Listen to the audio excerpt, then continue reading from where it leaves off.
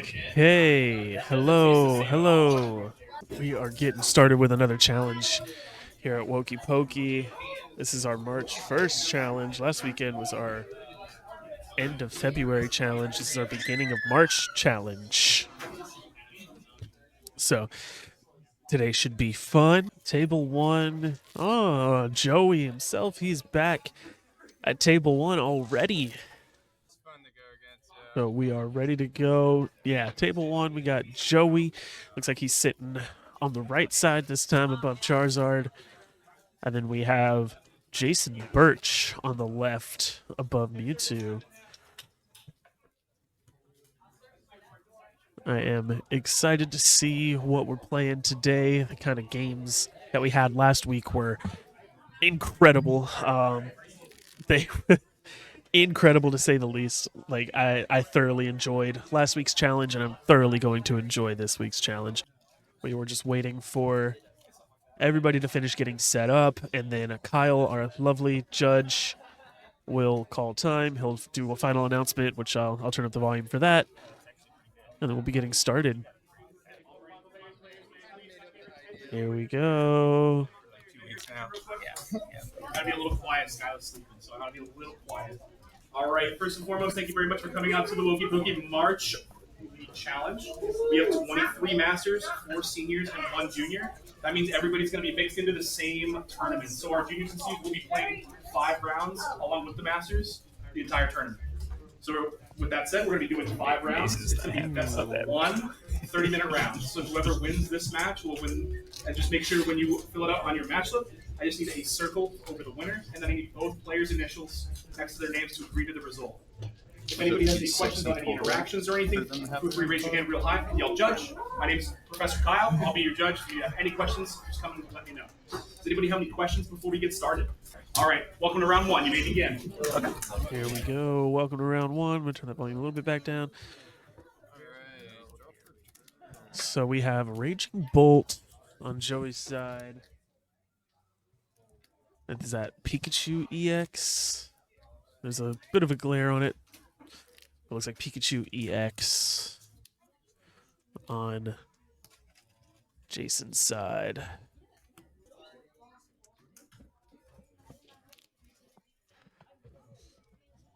So this deck that Joey's on, he is running back the Raging Bolt with the Noctowl search that he was running last week. Got him second place against Nick. It came down to the wire too. Joey had his last prize card, and Nick just had 2 prize cards remaining, and Nick was able to top deck the boss for the win. But it looks like Joey is back in action, full force with this Raging Bolt Noctowl Jewel Seeker deck. So I'm excited to see what kind of deck it's going to be going up against. He's already got the Squawkabilly out, so Squawk and Seize is going to be coming into play here. Ultra Ball away a boss's orders, though. So that's always unfortunate. And there goes a Night Stretcher and a Noctowl. And a Sada's Vitality. That's rough. That is rough. We do see a Hoot Hoot to bench, though it's not over yet. That Ogerpon being a Terra type, he'll be able to get off Jewel Seeker next turn if he has the Noctowl in hand. We have a backup Raging Bolt to bench.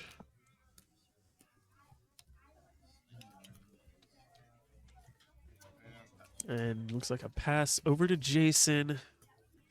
The Pikachu EX in the active, the Mew in the hand, the Electric Energy. Looks like we're on possibly Miraidon here. Yeah, there's the Zapdos. So he's on the Zapdos to boost damage. And there's the Miraidon, so we will see Tandem Unit.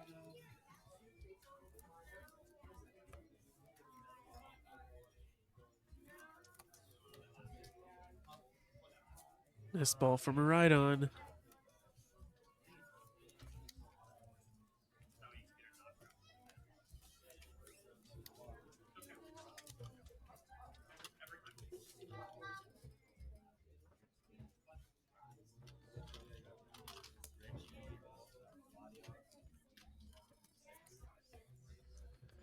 He's just checking the rest of the deck to see what we want to tandem unit possibly here.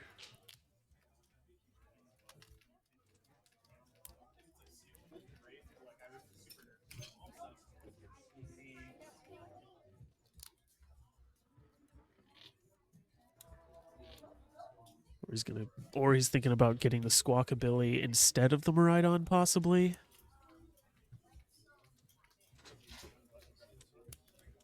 Ooh, gonna ditch both the electric energy to get the Squawkabilly.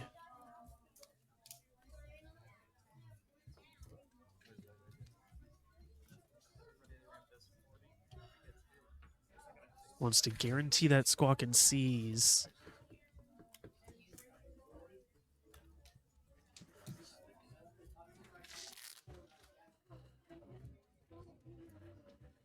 Guaranteeing the Squawk and Seize isn't terrible. The hand's limited. He's got the Mew, so he can kind of bench everything and at least go for the Mew restart. See if he can find the Arven off of that, and then if not, then you go for the Squawk and Seize.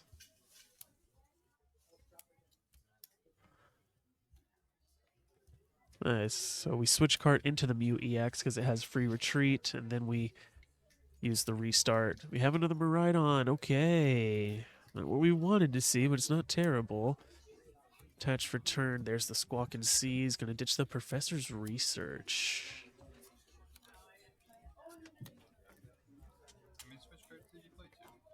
Do you see Electric Generator?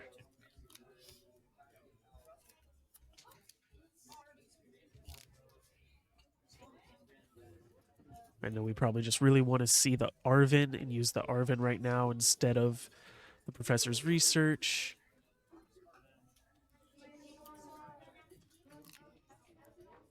You do have the Electric Generator in hand, so you could possibly get that bench Miraidon set up. There's the area 0, so now both players' benches will be extended to 8 instead of the traditional 5.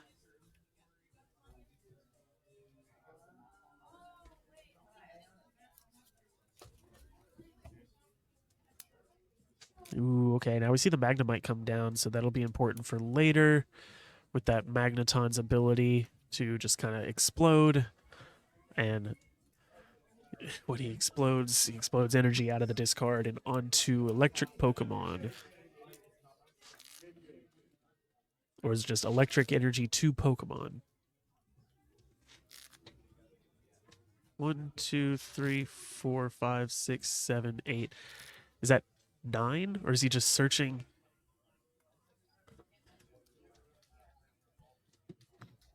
Okay, so hang on. He's got one of the actives. He's got 1, 2, 3, 4, 5, 6, 7, 8. Does he have 9 Pokemon on the bench right now? Is that, or is he just, are they just there to search? To be searched out?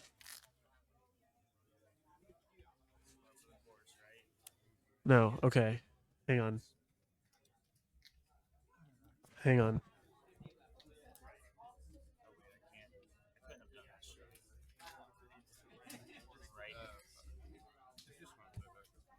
Okay, did he realize it? Okay, there we go.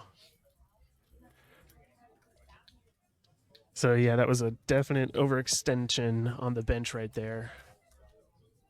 But they realized it rather quickly, and now it's down to 8. 1, 2, 3, 4, 5, 6, 7, 8. We're good.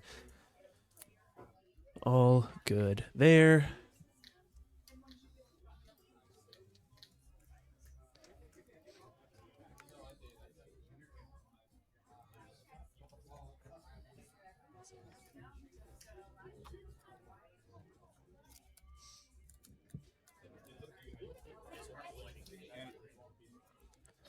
Okay, so we have Earthen Vessel grabbing an not an electric, grass and a fighting.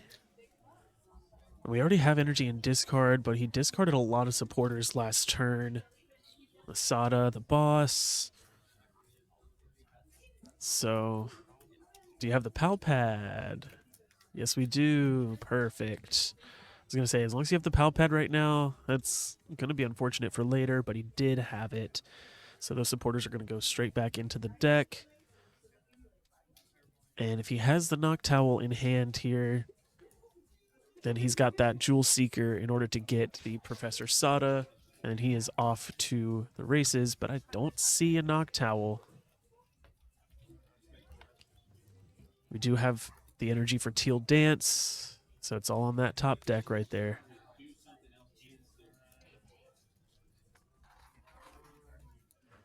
I can't see what it is. It looks like an ancient card, but I can't see exactly what it is. Was it the Sada? Ooh, Teal Dance getting the Sada. That was perfect. So you didn't have to Jewel Seeker for it. You got the Sada off of the Teal Dance. That's beautiful.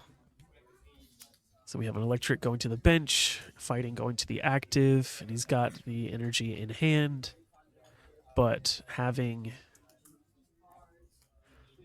the Pikachu EX in the active means that it cannot be one shot. So if Nest Ball, possibly for another Teal Mask, get another draw, try to find that Noctowl Jewel Seeker to get the Prime Catcher is a play.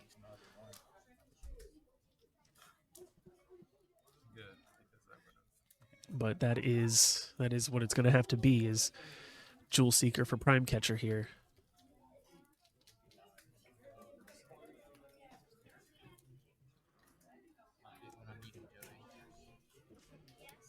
Let's see. Teal Dance. Is it the Noctowl? Is it the Prime Catcher? No, it's the boss.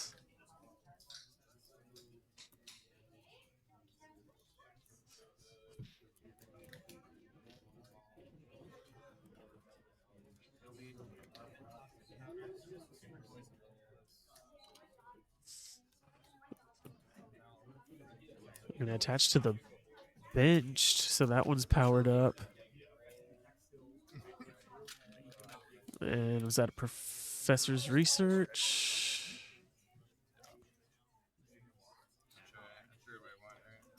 No, he used Sada. Oh no, it was Burst Roar. I almost forgot the other thing that Raging Bolt can do. Oof, just the Burst Roar, because he couldn't find the Prime Catcher to get that Pikachu out of the active. Take a different 2-prize knockout here.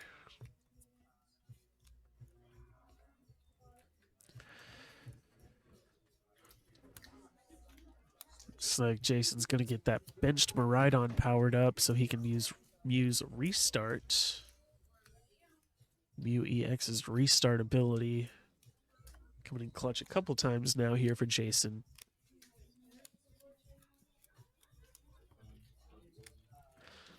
And off of that restart, we find the Arvin, apparently.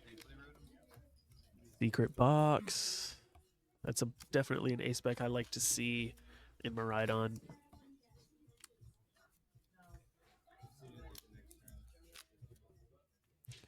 Ooh, okay.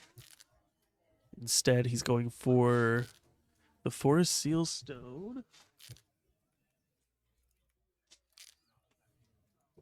And another card I couldn't really see. Was it Electric Generator? Okay, yeah. Just the Electric Generator.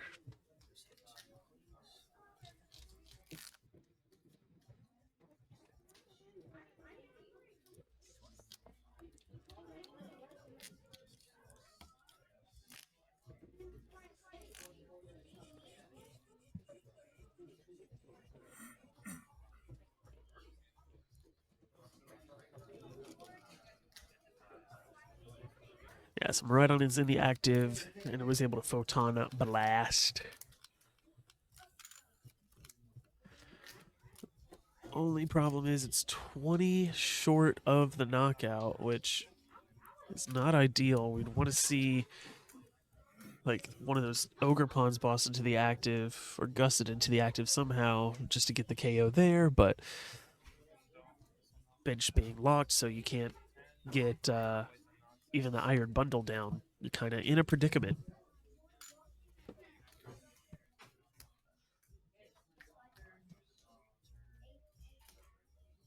Still no Noctowl in sight, but he is going to nest ball for another Hoot Hoot, just to make sure that whenever he does see the Noctowls, everything will be a-okay.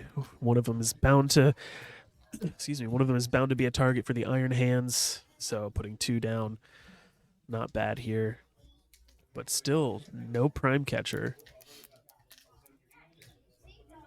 But he needs it now. He can just, well, he can just attach to the active and try to just KO the Miraidon. Oh, we do have Jewel Seeker in hand. Okay.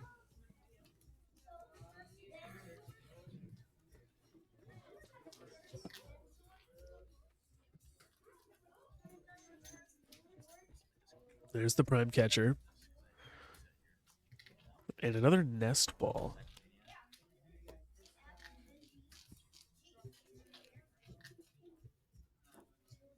Nest Ball for the Latias, possibly. That way you can get the damaged one out of the active, put out the healthy, KO the Miraidon easily. Ooh. Yeah, you don't need the Prime Catcher now that the Pikachu's out of the active. But there it is, the Nest Ball for the Latias. The Sada possibly just for next turn, because we know that Miraidons do not play heavy Iono, if any.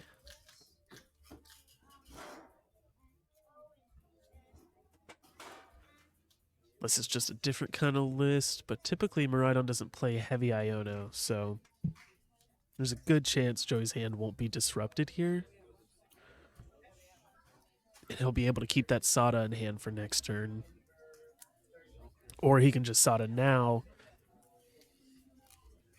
and go ahead and get those Roaring Moon powered up. Those Raging Bolt powered up. Ooh, okay, that's a good play too. The Jamming Tower. He's going to get rid of the damaged Raging Bolt and the Squawkabilly. Possibly that Noctowl. Yep. There we go. That'll really disrupt Jason here. Ooh, choosing to get rid of... Well, I guess, yeah. Choose to get rid of the Latias because you can just put the Mew up and it has the restart. But honestly, in this situation, I would rather have the free retreat on any basic. But I do understand in this situation, the restart is probably more effective. But there we go. Bellowing Thunder for 280 damage, I think, 4 energy. Enough for the KO. That's what matters. Yeah, promoting the Mew because you can get the restart. You could Magnemite, just blow yourself up here to power up the Iron Hands. Ooh. He just scoops.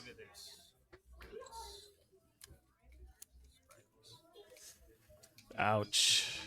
Hate to see it. Yeah, he was probably banking on keeping that damaged Raging Bolt on the bench somehow, then gusting it up later, blowing up the Magnemite to power up the Iron Hands, and then knock that out to take at least 3 prizes, stay ahead a little bit.